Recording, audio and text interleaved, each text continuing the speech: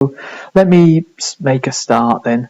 What I've done is I've prepared a short presentation, and I will go on to a Canvas, a student view of the Canvas thing to show you just what's there at the moment. There's not a lot, but I've prepared a couple of example questions with some not ideal answers, but just a few short answers to give you the kind of impression of as to what it is that we're expecting for you to answer. So let's start with the presentation. Let me just get it going first. Okay, and then I'll share it with you. Where are we? Zoom. Okay, so I share this presentation. Okay. Now, I did a talk like this at the beginning of the semester, and there I had something to say about the exam. I don't want to repeat myself. That is available on the internet, so you can go and watch the same that session again if you need to be reminded. I want to do something slightly different today, just to sort of to add to what was said there, and also to give a possibility of asking questions and answering questions. Okay, so let's start then by looking at this. Let me just get the screen visible for me. I am recording this, by the way, so I will put this up along with the other recordings that I made onto YouTube, and you will be able to revisit it, or if you're not here now, you can see it for the first time. Anyway, for those people, and I don't know how many of you did your BA at ELTA, and therefore will be familiar with the system, and how many of you weren't here for your BA. But I'll go through the system just to for those people who've never taken an exam at ELTA before, and particularly not one online, as this one will be. So, as normal at ELTA, we offer 3 exam dates. The first 2 are the 2 options where you can choose between either an earlier or a later exam. That's on the 15th of December, so next week, and the next one is after the Christmas break, so in January, on January the 11th.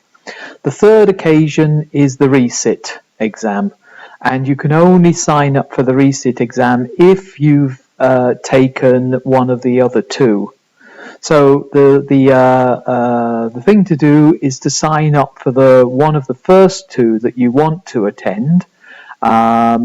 Now, you do that as soon as you can. I think it's possible at the moment to register for exams, so do it as soon as you can, because although there is space for everybody on both exams for to cater for everybody, each individual exam won't take the full number of students that we've got, i.e. there aren't 50 places on each exam. So it's best if you sign up for the one that you actually want to attend, rather than letting everybody else sign up for that one and then being forced to go into the one that you weren't planning on going to. The other thing is to say is that you should do that for the January exam as well. That is, if you plan to take the January exam, you should sign up for it as soon as you can, simply because although I don't think this is right, but it does happen, that if people take the earlier exam and are not satisfied with their grade, they can then sign up for the second exam as their retake. And that does tend to fill up the places on the second exam. So if you are planning to take the second exam but leave it until after the first exam's over, you can find yourself without a place at all because they've all been taken up. So it's best if you sign up for the exam that you want to straight away. And really, if you do want to retake the exam, it's the retake one you should be signing up for. And the other thing to say, of course, is that the retake exam is a retake. You cannot take that as your first attempt. Okay, so don't think that you've got a later possibility, i.e. the 25th of January. You can only do that if you signed up and actually attended one of the other two. Okay, so again, don't just sign up for one and then not bother to do it, thinking that you'll be then able to take the retake, because you won't. You have to have a mark for the first two, one of the first two, in order to be able to sign up for the retake. The grade could be a 1. It could be anything, in fact. If you particularly like taking exams, you can sign up for the retake, even if you pass the first occasion. However, if you do that to improve your grade, say, for example, if you got a 4 but thought you could get a 5, and you sign up for the retake, you have to be a bit careful there, because the last mark will count. Therefore, if you don't do so well in the retake as you did in the original one, it's the retake mark that you'll get rather than the best of the two. It doesn't work like that. Okay, now obviously you sign up for these exams on the Neptune, just like you have to do with all the other exams. Okay, this is what I had put up on the previous session, and as I say, I'm not going to go through that, but that gives you all of the information about the exam and whatever. So what I want to do today then is to sort of to add to this information and go through a couple of exam papers, exam questions, some example exam questions. Okay, so just to add to the information, a bit more specific information about this particular exam, then these are the 10 topics that we cover in the course, and each topic is going to be associated with a question, and those questions are split into these 3 areas. Okay, so the first area, the preliminaries area, there are 4 topics and then 4 questions on the exam paper by these people. So Marcel den Dicken, his material on the history of linguistics as a field, there will be a question on that provided by Marcel. Then my section on the history of phrase structure, there'll be a question on that, and Starjevic Totila and Georgios Zoltan will also provide a question. So there'll be 4 questions for each one of those areas in that section, and then there's a phonology and morphology section, the same, 3 questions there for each of those topics, and then finally a syntax section, and there are going to be 3 questions there. Okay, now you are asked to answer 1 question from each section, so you get to choose which questions you answer, but you can't answer, say, 2 from one section and not any from one of these sections. You've got to take 1 from each section, and it's preferable to answer 3 questions and rather than to answer just 2 questions and leave 1 unanswered section, simply because the maths works out that if you fail one question, it's better than not having taken a question, because there you get 0 points for it, where at least if you fail it you get 1 point, and that can make the difference between passing and failing, or indeed one grade or another. So it's advisable for you to answer each question, not each question from each section, but a question from each section. Okay. Now then, in terms of the actual questions themselves, what I want to do now is to, I'll show you on Canvas, which is where the exam itself is going to be, how to get at the exam, but by showing you what's there at the moment. I've put up these sample questions that we're going to go through with their answers on Canvas, so you can download them afterwards to have a look at them yourselves. Now, in order to do that, I'm going to have to stop sharing this screen for the time being and go back to getting something else up. Okay. Now, this happened to me last time as well, that I did this. For some reason or other, the screen goes clear at this point. Right. Okay, let me share this screen then, and now I've got it back.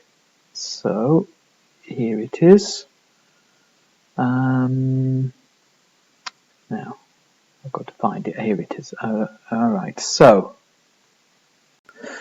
hopefully you can see what I'm seeing here. This is my Canvas account thing, and I'll go into student view once I've opened it up, just so that you can see what a student would see when they enter. Okay, so I'm now opening the linguistic theories part of this Canvas thing. Okay, so this is my page, so you won't see this, and as you can see, I've got the exams here, but I've not published them yet, so they're not going to be available, and in fact they won't be available to you unless you actually register for one of the exams.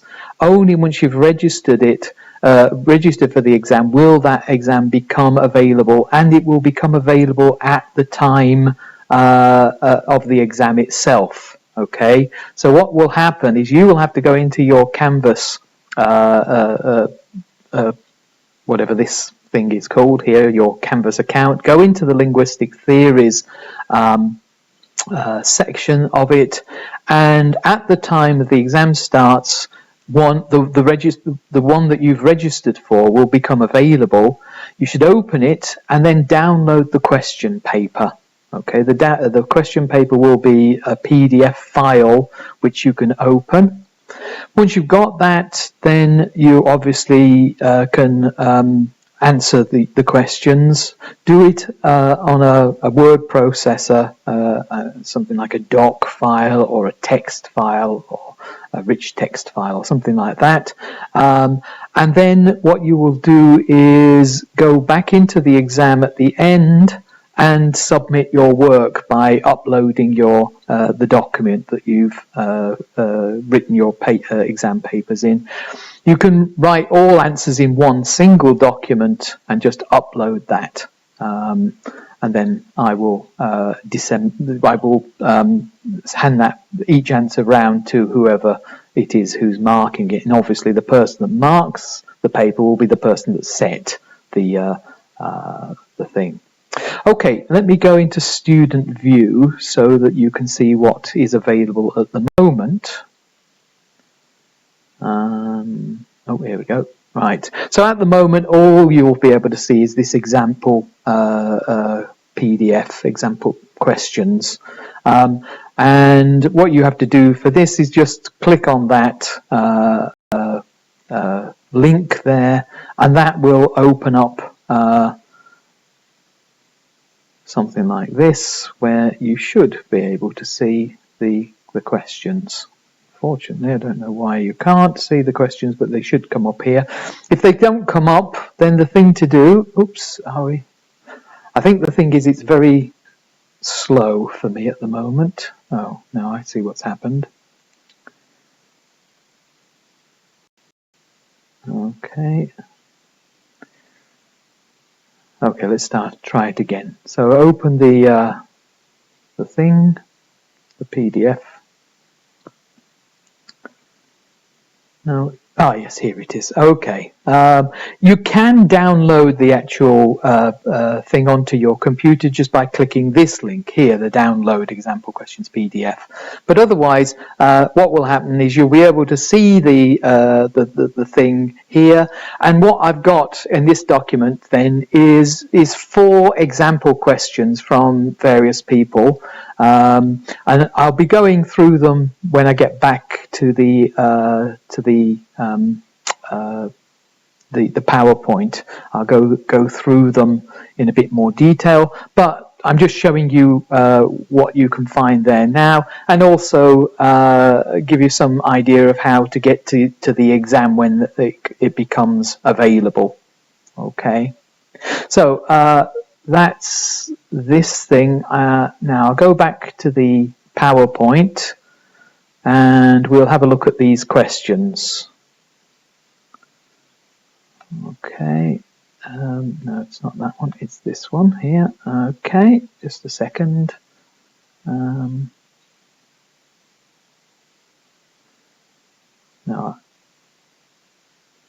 that's not right.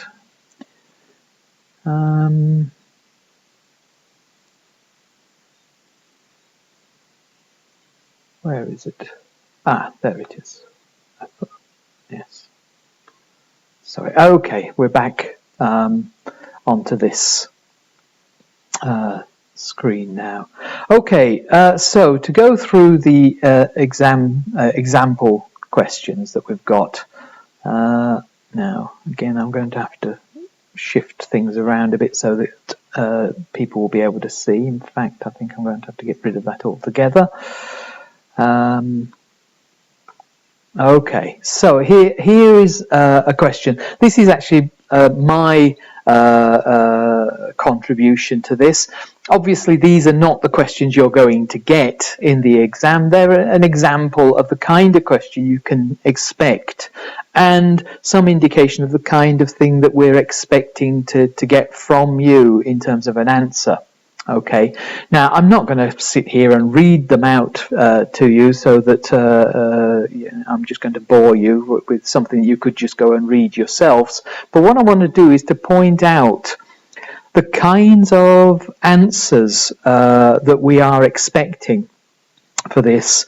Now, this question here is about the notion of head.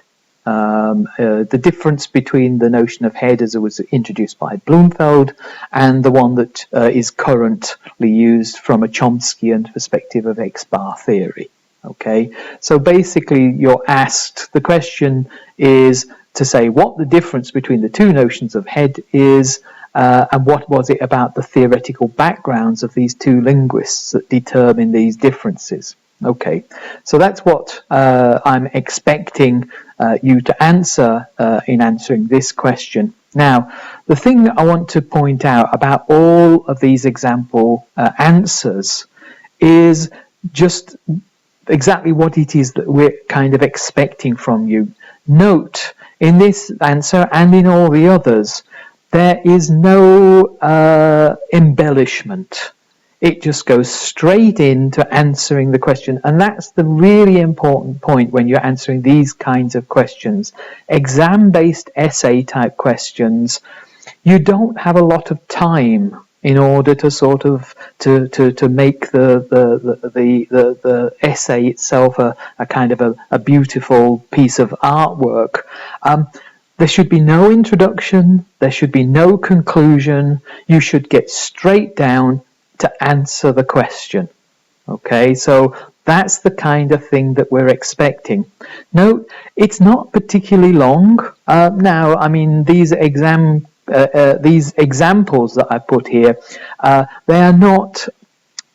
It's not exactly what we're expecting. They can be longer, but to be honest with you, from experience, I know that when people do answer these questions in an exam, particularly for this particular exam, we are looking at, on average, less than a page per answer. Most people don't produce more than a page. You do get some people that do. It depends, I suspect, on how fast you can type or how fast you can think about these things. But if you think 3 questions in 2 hours, you've got 40 minutes per question to actually sit down and write, but you actually don't have those 40 minutes to write at all, because obviously it will take you time to think about what you're going to write. And that is the point. Really, you should respond to the question, not just take the question as a hint to write down everything you remember from the relevant lecture. Okay, that is not what the question is asking. The question is asking a specific thing, and what you need to do is to take what you remember from the individual lectures and use that information in order to answer the questions. Okay, so this question is asking you specifically about the notion head. It doesn't ask you anything else about what was said in the course at all. So stuff about Greek linguistics and Sanskrit linguistics has got nothing to do with this. So that if you put anything from the lecture about those sorts of things into this answer, you would be putting in irrelevant stuff, which wouldn't contribute to you getting any marks at all for it. Okay, so you would just simply be wasting your time putting that in when you could have been putting in more relevant stuff that is going to get you marks. Okay, so in order to answer this question, dive straight in to it and say what it is that Bloomfeld's notion of a head was and where it came from. Okay, so let me just sort of point out the relevant parts of this answer. The first one is the empiricist nature of Bloomfeld's work. Okay, that's an important aspect of why Bloomfeld had the notion of head in his way of looking at things, because he bought into this notion of empiricism, and that in itself meant that he could only take into consideration stuff that was observable directly, and that is phonetics. Okay, and from that, obviously, he couldn't just leave it at that, because he did want to say something about morphology and phonology and syntax. What he had to say was that you could get at those notions by looking at the distributional patterns. Okay, so distribution is an important aspect of Bloomfeldian work, and essentially then that is his definition of a head. The head comes up as being the word that has the same distribution as a phrase, and his example there of John versus poor John is one that would be worth putting into the essay, because it's such a simple example and it shows exactly what it is that he was going on about. So there we've got then the main points that you need to mention here, and again, nothing that is irrelevant should be going in, because you're just wasting your time if you do. Then we've got Chomsky and Chomsky's innatist point of view, which was very much opposed to the empiricist direction that Bloomfeld was wanting to go in.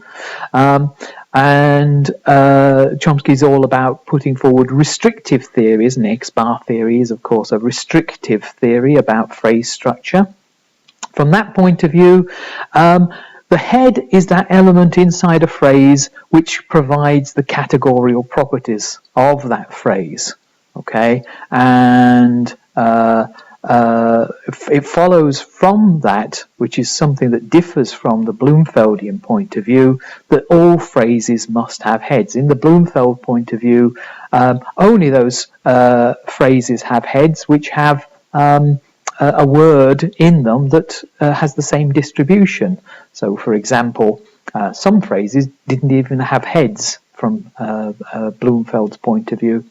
Chomsky's point of view, however, says all phrases have heads, and it would be good to include the kinds of rules that ensure that, i.e. these X-bar rules, where we see the head, the category of the head gets put in at the head level, the word level, and then that gets projected, projected up into the phrase level. And this notion of projection is also a central one, therefore. Okay, so that was what an example question. As I say, I won't read it out. You can go back at the end and read these things for yourself. Go and download the thing from the Canvas site. Okay, here is a question, again in that first section by Starchevich Attila, and this question is quite a typical one that he tends to ask. Most of his questions have this kind of format to them. Write a short, coherent essay explaining the following terms, and then he puts a list of terms, and you have to write an essay where those terms are used and explained. Okay, I'm being told I'm running out of time. We've got 10 more minutes left, so hopefully I'll be able to get through that. Okay, so the terms that you have to talk about here are cognate, related languages, sound regularities, genetically related and areally related languages, and borrowing. Okay, so this is his example of what somebody might write. Okay, again, note, you go straight into it. There's no introduction, there's no conclusion. It's just answer the question straight away. Okay, here the points are, okay, languages spoken around it, so they are areally related to each other. Okay, so here we've got an example of what an areally related languages are: Hungarian and the languages that surround it, which are Indo-European. Okay, then we've got an example of genetically related languages using, again, Hungarian, to do with the kinds of things that Hungarian has which have not been borrowed from Indo-European languages around it. Okay, and this is, we can find these through these things like regular sound correspondences and notions of cognates. Okay, and then there's a definition here of what a cognate is, which is again part of the question. Okay, so again, what you have to do is think of what the main points are being asked here and put them down, answer those specific questions. Again, nothing that isn't related to the question should go in, because otherwise you are just wasting your time when you could be writing more relevant stuff. Okay, this is a question from the syntax section from Marcel Den Dicken.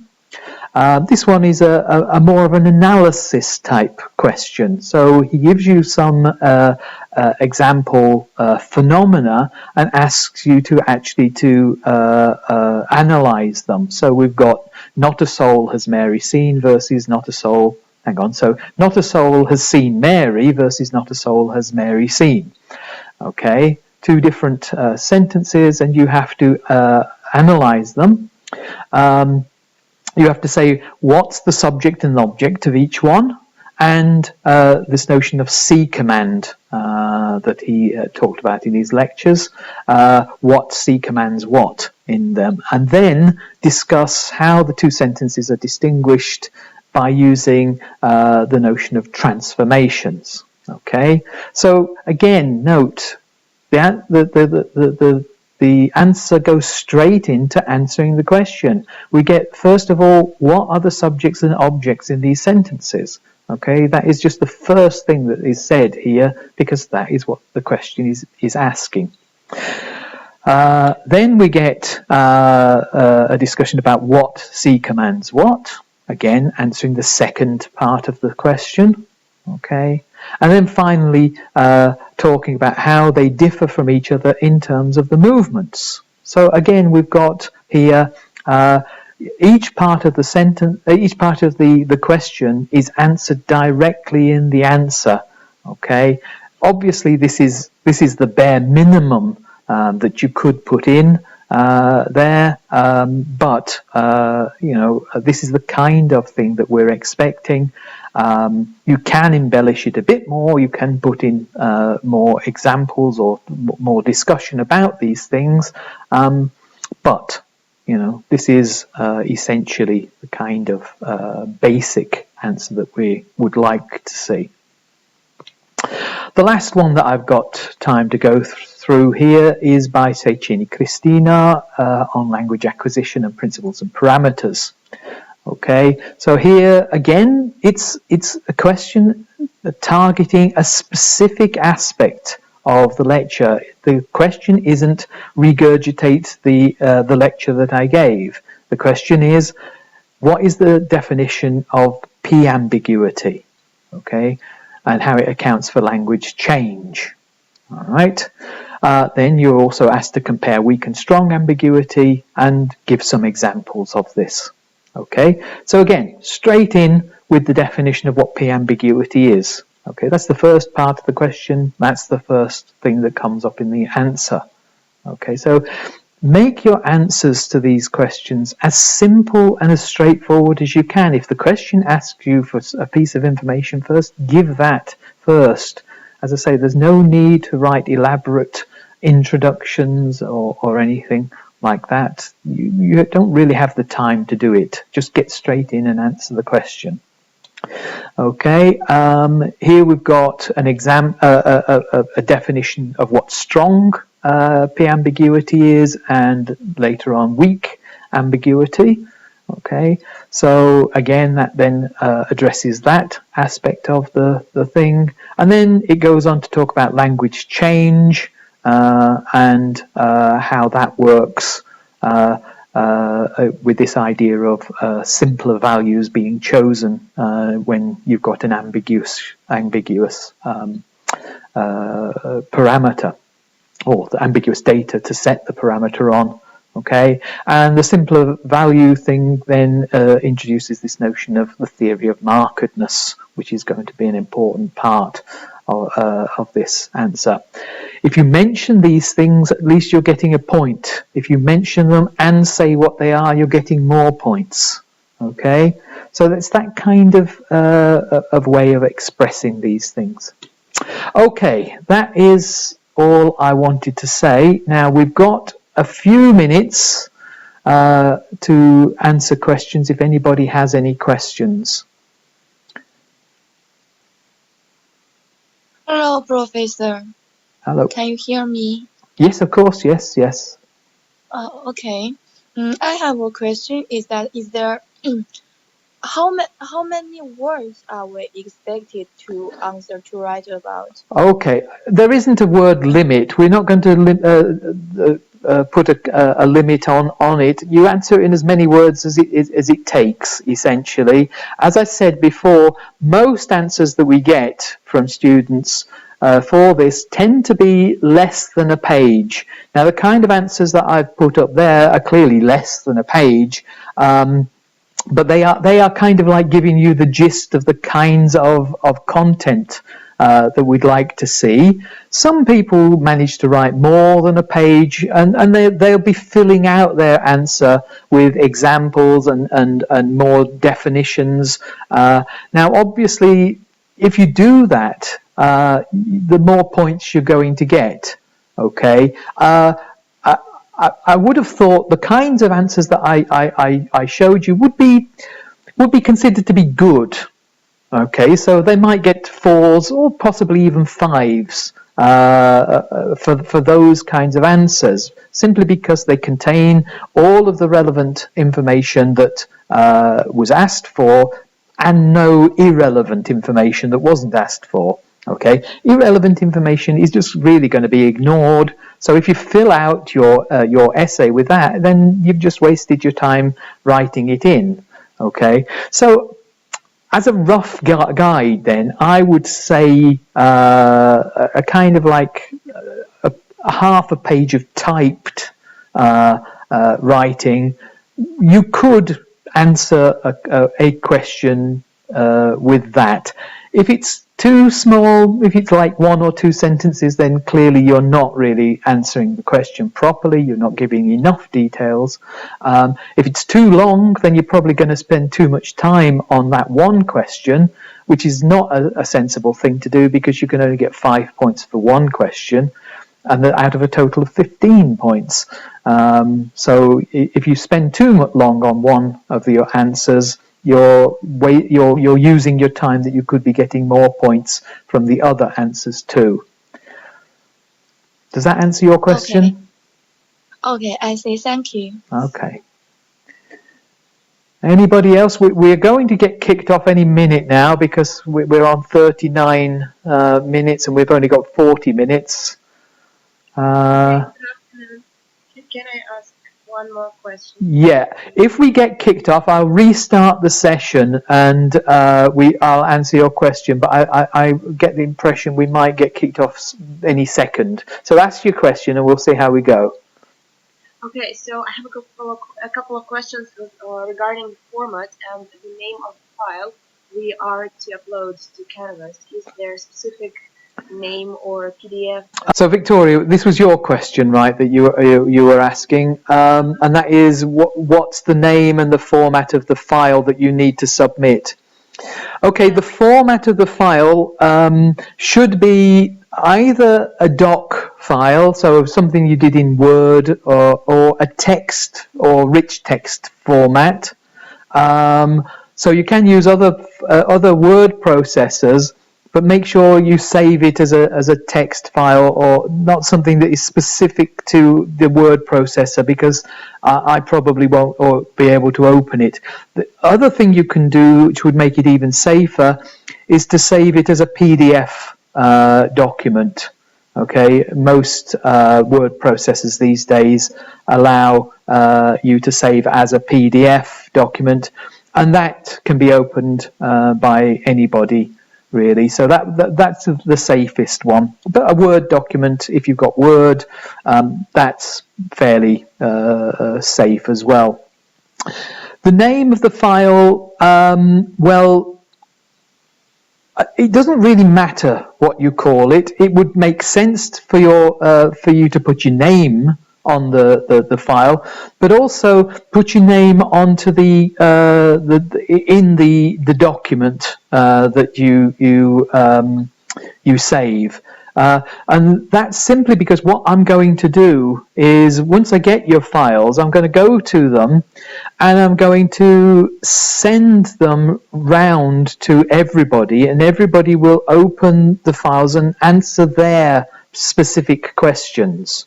Okay, so if you write an answer to me and to Sejani Krista and to Sigit Vali Peter or something like that, I will send your file to those 3 people. Well, obviously I'll keep mine for myself, but I'll send your file to those 3 people and they will answer their bit.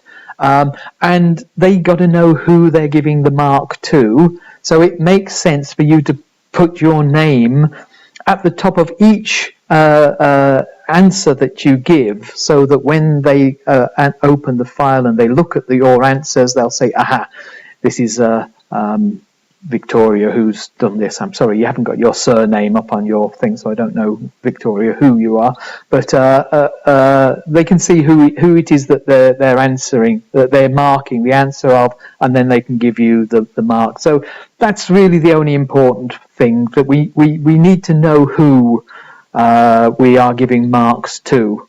Okay, and if you put that into the name of the file, then I can recover that anyway, but it's safest to put it in the file itself. Okay, thank you so much. And one more last question, please. Sometimes the answer requires, for example, the example component poor John and John, etc. And do we need to make up our own examples, or is it okay to take them from the lectures? No. Okay. So your question is, are you plagiarizing if you copy examples? The thing is that in linguistics, examples don't belong to anybody. Okay, examples are examples. They're just bits of language that show certain phenomena. So nobody can claim ownership of a sentence in a language, right? So the other thing is about examples is that precisely because they've been selected, because they show the phenomena in as clear a way as is possible, it's a good thing to use other people's examples. You know, like I used Bloomfeld's example of poor John because it shows exactly what he thought a head was there. And from a current point of view, that would be a very strange example to use. So it's a good example to put into something because it does show the sort of the peculiarities of the way people were thinking from that perspective. So no, you're not going to be penalized for using other people's examples, whether it be the lecturers or the people that the lecturers took their examples from, or even the examples that you got from some other place that you find were particularly informative. You can make your own examples up. There's nothing wrong with that. But there's nothing wrong with regurgitating other people's examples.